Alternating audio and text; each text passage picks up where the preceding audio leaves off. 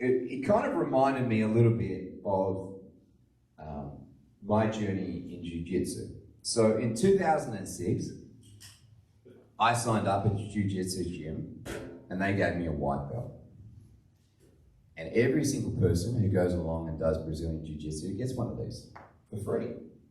They have to pay you money, they hand you a belt, don't they, Austin?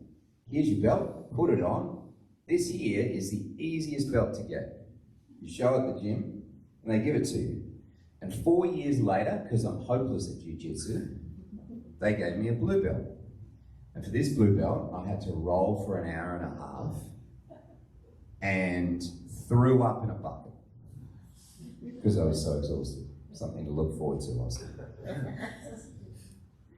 I had just come back from a shoulder injury on this one where I'd shattered my collarbone on a mountain. Now this one is my purple belt, and this purple belt was given to me by a black belt in the States called Jay, and I had to roll for 2.5 hours straight to earn this belt, and almost passed out twice while I was doing it. I competed at 2 competitions in the States under this belt, and at one competition had all the ligaments in my leg torn, and at the second one passed out on the mats because I got choked out unconscious. That's my purple belt. Okay. Then I returned back to Australia.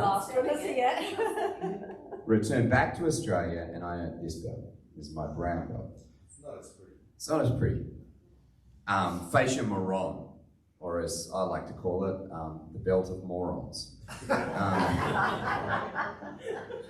That belt there, I had the longest.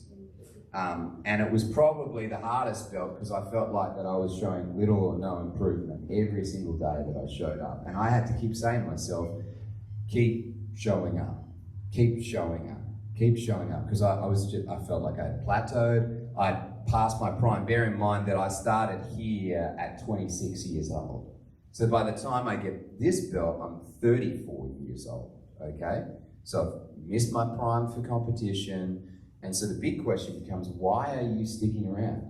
Why are you doing this? So I could not tell you the amount of times that I was choked out or injured by blue belts at that belt. This here is a custom belt, okay? Special order. This is an Albino and Prato fancy belt. It's got embroidery on it. And for that one, I had to roll for 2.5 hours again. 1 in 10,000 Jiu-Jitsu practitioners earn this belt. 1 in 10,000 people, okay? That's the 1%. 4% get to this level. 10% maybe will obtain a purple belt. This is a pretty common belt to get. And 100% of people who show up at a Jiu-Jitsu gym will get a white belt. There it is. That one there, the black belt, took me 16 years to get. So it is the longest degree that I've ever taken to get a belt in anything. And I'm a pastor. It took me 7 years to get my master's. It took me 16 years to get my black belt in Jiu Jitsu. It's the one I'm most proud of. It's my black belt. No, it's not about that. The question is which is the hardest belt to get? Okay? The belt that they give to everyone when they walk in the gym, or the black belt that only 1 in 10,000 people get? And the answer that most people would say is it's the black belt. The black belt is the one that takes the longest. It's not. The white belt is the hardest belt in Jiu-Jitsu for anybody to get. How many people in this room have a white belt in Brazilian Jiu-Jitsu? It's nice. There's one solitary person in this room who has a white belt in Jiu-Jitsu, and the reason they got it is because they showed up. A black belt is just a white belt who kept showing up to Jiu-Jitsu. That's all it is. It's just people, over the course of time, decide they don't want to do it anymore, or it's too difficult, or it's too hard, or it's too tiring, or they don't have enough time to do it. But a black belt is just a white belt who kept showing up. I think we get confused sometimes about faith.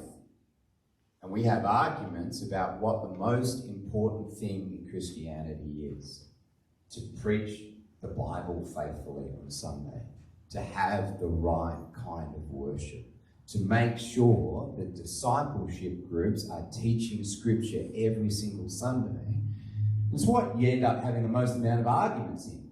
What does a church service look like? What should we do? How should we do it? What should be our emphasis? What should be our 5 pillars that go up on the wall? Whether or not we should have a neon cross or not have a neon cross or a green wall. But there are arguments about anything when it comes to church. But what's the most important thing? The most important thing in our faith is to follow Jesus. The hardest thing the disciples ever did happened on a beach while they were fishing.